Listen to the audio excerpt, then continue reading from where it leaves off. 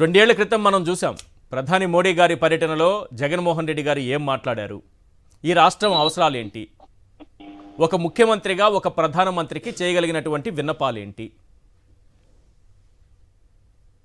ఇది కనిపించింది. కానీ ఈరోజు కనిపిస్తుందా? ఈరోజు కనిపించే అవకాశం ఉందా? ఈశ్వర్ గారు నమస్కారం. నమస్తే సార్. బేసిక్గా రెండు అంశాలు. ఒకటి, ఈ రాష్ట్ర పురోభివృద్ధికి ఉపయోగపడే పలు ప్రాజెక్టులు జాతికి అంకితం చేయడం, గత ప్రభుత్వంలో పురుడు పోసుకున్న అనేక ప్రాజెక్టులకు శంకుస్థాపన చేయడం ఆహ్వానించదగ్గ పరిణామం. అందుకు ప్రభుత్వాలకు అభినందనలు. ఇది ఖచ్చితంగా రాష్ట్ర ప్రగతికి, పారిశ్రామిక అభివృద్ధికి దోహదపడుతుందని ఆశిస్తున్నాం. ఇక్కడ ప్రాథమికమైన అంశం రెండు. ఒకటి, మన రాష్ట్రానికి ఉపయోగపడే ప్రాజెక్టులు కొన్ని జాతికి అంకితం చేయడం, కొన్ని శంకుస్థాపన చేయడం ఆహ్వానించదగ్గ పరిణామం. అట్ ద సేమ్ టైం హక్కుగా, మన రాష్ట్ర అవసరాలుగా మీరేదైతే ప్రస్తావిస్తున్నారో ఆ అంశాలు కూడా ఒక కొలిక్కి రావాల్సిన అవసరం కూడా అంతే ప్రాధాన్యత సంతరించుకుంది.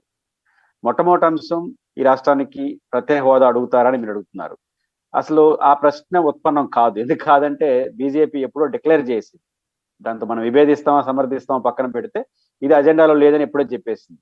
వాళ్ళ అజెండాలో ఉన్నదాన్ని అడిగే పరిస్థితే లేదు, ఇంకా లేని దాన్ని అడుగుతారని మనం ఏం ఆశించాల్సిన అవసరం లేదు. కానీ కొన్ని 1-2-3 మౌలికమైన అంశాలైనా విశాఖపట్నం వేదికగా ప్రధానమంత్రి గారు చూడాలి, ఏం మాట్లాడతారు. వారు అష్యూరెన్స్ ఇవ్వాలి. ప్రభుత్వం కూడా భాగస్వామ్యంగా ఉన్న ప్రభుత్వం, రెండు బాధ్యతలు ఉన్నాయి. ప్రధానమంత్రి గారు మనకు guest, at the same time ఈ ప్రభుత్వానికి లీడర్. చంద్రబాబు గారు ముఖ్యమంత్రి అయినా కూడా ఎన్డీఏ కూటమికి లీడర్ గా ఉన్నారు కాబట్టి, ఈ ప్రభుత్వంలో ఆయన కూడా పెద్దన్న కాబట్టి ఆ బాధ్యత కూడా ఉంది. కాబట్టి గెస్ట్ మరియు బాధ్యతగా రెండింటిని దృష్టిలో పెట్టుకొని కొన్ని మౌలికమైన సమస్యలకు పరిష్కారం చూపాలి. ఇక్కడ మనం మాట్లాడుతున్న సమయంలోనే పవన్ కళ్యాణ్ గారు ప్రసంగించారు. ఆయన చంద్రబాబు నాయుడు గారిని పొగడ్డానికి, సరే ప్రధాని మోడీ గారు శంకుస్థాపనలు ప్రారంభోత్సవాలు కాబట్టి ఆయన్ని పొగడ్డానికి వాడుకున్నారనుకోండి. ఇక్కడ చంద్రబాబు నాయుడు గారిని పొగడ్డానికి, అలాగే గత ప్రభుత్వాన్ని విమర్శించడానికి దీనికి పరిమితం చేశారు. స్టీల్ ప్లాంట్ ఊసే ఎత్తలేదు. ఆయన ఎన్ని మాటలు మాట్లాడారు స్టీల్ ప్లాంట్ పైన.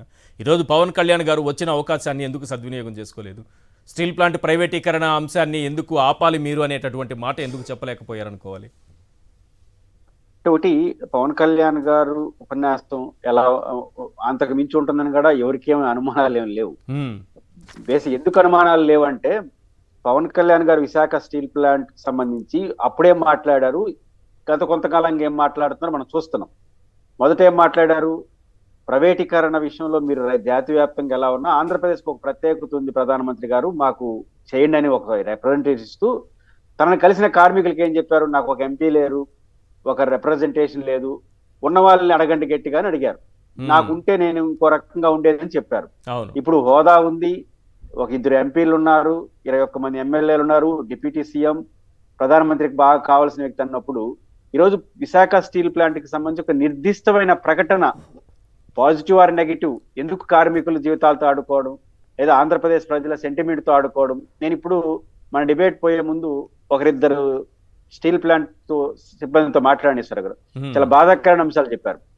అడుగులేమో ప్రైవేటీకరణ వైపు ఏకంగా పోతున్నాయి. చాలా మంది ఏమంటున్నారు, ఇంకా స్టార్ట్ కాలేదు కదా, మేము ప్రయత్నం చేస్తున్నాం. ప్రయత్నం ప్రారంభమైపోయింది, అడుగులు ఎట్లా ఇండైరెక్ట్ గా స్టార్ట్ అయింది. ఈశ్వర్ గారు 2.5 నెలల జీతం పర్మనెంట్ ఎంప్లాయీస్ కి ఈ రోజుకి లేదు.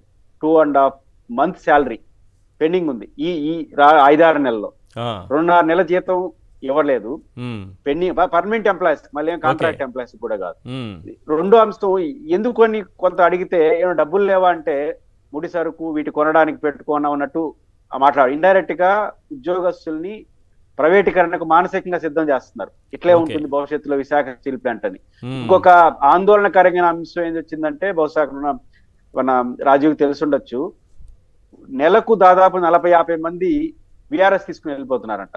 ఒక స్థాయి టెక్నికల్ కెపాసిటీ ఉండేవాళ్ళు. కారణం ఏంటంటే, ఈ రకంగా జీతాలు ఇకపోతే కొంతమంది టెక్నికల్ ఎక్స్పర్ట్స్ గా అనుభవం ఉన్న వాళ్ళు ఏరే ప్రైవేట్ కంపెనీ ఈజీగా తీసుకుంటాయి, అంతకన్నా ఎక్కువ జీతం కూడా. Core group employees, core group technicians resign చేసి వెళ్ళిపోతున్నారు. దాని అర్థం ఏంటి? దీని సిగ్నల్స్ ఏమిస్తా ఉంది? కీలకమైన ఎంప్లాయీస్ వెళ్ళిపోవడం, కీలకమైన ఎంప్లాయీస్ వెళ్ళిపోవడం అనేది నెలకి 40 నుంచి 50 మంది వెళ్ళిపోవాలనే పరిస్థితులు కల్పిస్తున్నారా? ఇప్పుడు ఒక ఎక్స్పర్ట్ కెపాసిటీ కలిగిన వ్యక్తికి 2.5 నెలల జీతం ఇవ్వతే ఏం చేస్తాడు? 2.5 నెలల జీతం అనేది వాడు జీతంతో బతికే ఎంప్లాయీస్ కదా అక్కడ ఉండే వాళ్ళందరూ. అవును. ఆ జీతం ఇవ్వకుండా 2.5 నెలల జీతం ఇంకా ఇవ్వలేదు. పర్మనెంట్ ఎంప్లాయీస్ 2.5 నెలలు పైపించి ఉన్నాయి డబ్బులు. ఉమ్, వాళ్ళు చెప్పేదాని ప్రకారం ముడి సరుకు వాటి ఫస్ట్ ప్రయారిటీ డిపార్ట్మెంట్కి ఏంటి, అందులో పనిచేస్తున్న ఉద్యోగస్తుడికి జీతాలు ఇవ్వడం, ఉమ్, సెకండ్ డెవలప్మెంట్ అవన్నీ ఉంటాయి. మరి ఆ పని ఉన్నా కూడా డబ్బులు నాడు ఇవ్వలేదంటే మానసికంగా ప్రిపేర్ చేస్తున్నారు విశాఖ స్టీల్ ప్లాంట్ భవిష్యత్తు ఇది ఉమ్, అని చెప్పడం ద్వారా చేయడం ద్వారా ప్రైవేటీకరణ వైపు అడుగులే. ప్రైవేటీకరణ అంటే డైరెక్ట్ గా ప్రైవేటీకరించే కాలం పోయింది. ఇండైరెక్ట్ గా మానసికంగా ఇప్పుడు కోర్ గ్రూప్ ఎంప్లాయీస్ ని, కోర్ గ్రూప్ అఫీషియల్స్ ని, కోర్ గ్రూప్ టెక్నీషియన్స్ ని ఈ రకంగా వెళ్ళిపోతుంటే రేపు ఒక దాంట్లో 7,000 మంది 10,000 మంది పోవాల్సిన అవసరంలా ఒక కీలకమైన టెక్నికల్ ఎక్స్పర్ట్స్ కూడా 100 మంది 200 మంది 500 మంది వెళ్ళిపోతే రేపు డిపార్ట్మెంట్ కుప్పకూలిపోతుంది. ఆరా కూలిపోయే దశలో ఇంక ఇండైరెక్ట్ గా ప్రైవేటీకరణ వైపు అడుగులేస్తున్నారు. ఇంత సీరియస్ గా ప్రైవేటీకరణ వైపు వెళ్తున్నప్పుడు ఇంకా కూడా ప్రయత్నిస్తున్నాం, వద్దనుకుంటున్నాం, ఆగుతుంది అనుకుంటున్నాం అనే మాటలు అక్కడ కార్మికులు నమ్మట్లేదు. అందుకే వాళ్ళు సమ్మెకు సిద్ధపడ్డారు, ఆందోళన సిద్ధపడి వీళ్ళందరినీ అరెస్ట్ చేసి గృహ నిబంధనలో పెట్టారు. నిజంగా నిన్న లోకేష్ గారు కానీ బీజేపీ నాయకులు చెప్తున్నట్టు ఆలోచన కేంద్ర ప్రభుత్వానికి లేకపోతే దర్జాగా సభకు తీసుకుంటచ్చు కదా, తప్పట్లు కొట్టుంటారు కదా, ప్రధానమంత్రి శుభవార్త చెప్పించుంటే ఆ ర్యాలీ వచ్చి వాళ్ళు అభినందనలు తెలియజేస్తుంటారు కదా. అంటే ఇప్పుడు అటువంటి ప్రకటన ఏది రాలేదంటే భవిష్యత్తులో ఇది ప్రైవేటీకరణ ఖాయమనే సంకేతాలు ఇచ్చేసినట్టుగానే భావించాలా? 100% ఈ పరిణామాలు చూస్తుంటే ప్రైవేటీకరణ వైపు అడుగులు వేస్తున్నారు. అదే నిజాయితీగా చెప్పండి అంటాను. ఎందుకు ఆంధ్రుల హక్కుగా, విశాఖ హక్కుగా ఒక భావోద్వేగమైన సెంటిమెంట్ ఉన్నటువంటి డిపార్ట్మెంట్ కుమారస్వామి గారు లేదంటారు కదా, కుమారస్వామి గారు లేదంటారు కదా. లేదంటే ఈ ధోరణి ఏంటి? అదే లేదంటారు కుమారస్వామి గారు. రాష్ట్ర ప్రభుత్వం జరగదని మాట్లాడుతుంది, బీజేపీ పెద్దలు మాట్లాడుతున్నారు. ఆ శుభవార్త ప్రధానమంత్రితో విశాఖపట్నం వేదికగా చెప్పుంటే ఆ వేలాది మంది కార్మికులు మీకు సన్మానం చేస్తుంటారు కదా, ఆ సభకు వచ్చుంటారు కదా స్వచ్ఛందంగా. మరి వాళ్ళందరినీ గృహ నిర్బంధం ఎందుకు చేసినారు? ప్రైవేటీకరణ వైపు అడుగులు వేయకపోతే ఆ కార్మికులను ఎందుకు గృహ నిర్బంధం చేస్తున్నారు? ఆ నాయకులను ఎందుకు గృహ నిర్బంధం చేశారు? ర్యాలీ చేసుకుని నేరుగా సభ్యుడు రోడ్ షో చేశారు, వాళ్ళకి కూడా ఒకసారి రోడ్ షో చేస్తుంటారు, మీకేం పని లేదని ప్రధానమంత్రి ఉంటే సన్మానం చేస్తుంటారు కదా. అవును, ఇవి జరగలేదంటే అర్థం ఏంటంటే ఆ ఉద్దేశం కేంద్ర ప్రభుత్వానికి లేదు. కానీ ఇవన్నీ డైరెక్ట్ గా చేస్తే వ్యతిరేకత వస్తుందంటే ఇండైరెక్ట్ మార్గంలో వెళ్తున్నారు. ఈ విశాఖ వేదికైనా ప్రధానమంత్రి గారు ప్రకటిస్తారా, లేదా ముఖ్యమంత్రి గారు రిక్వెస్ట్ చేస్తారా, సార్ దీనిపైన క్లారిటీ ఇవ్వండి, ఆంధ్రప్రదేశ్ ప్రజల మనోభావాల్ని ముఖ్యమంత్రి గారు రిప్రజెంట్ చేయాలి. గతంలో జగన్ గారు చేశారు. ఈ పరిధిలో లేకపోవచ్చు, విశాఖ స్టీల్ ప్లాంట్ ప్రైవేటీకరణ ఆకపోవడం అనేది రాష్ట్ర ప్రభుత్వ పరిధి కాకపోవచ్చు.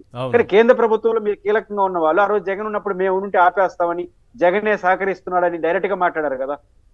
ఆ రకంగా విశాఖ గాజువాకలో ఓడిపోవడానికి అదొక ముఖ్యమైన కారణం కదా, ఆ తప్పుడు ప్రచారం కూడా. ఇట్లాంటి ప్రచారం ఆ రోజు చేసి ఈ రోజు మాత్రం ఆ మాట్లాడకపోతే చాలా అభ్యంతరకరం. విశాఖ స్టీల్ ప్లాంట్ ఒక నిర్దిష్టమైన నిజాయితీతో కూడుకున్న ప్రకటన ప్రధానమంత్రి గారు చేయాలి. ఆ రకంగా చేయమని చెప్పి ఉమ్మడిగా ప్రధానమంత్రి గారిని ఖచ్చితంగా చంద్రబాబు గారు అడిగితే ఒక న్యాయం జరిగినట్టు విశాఖపట్నం పర్యటనకు ఒక అర్థం ఉంటుంది. రైట్.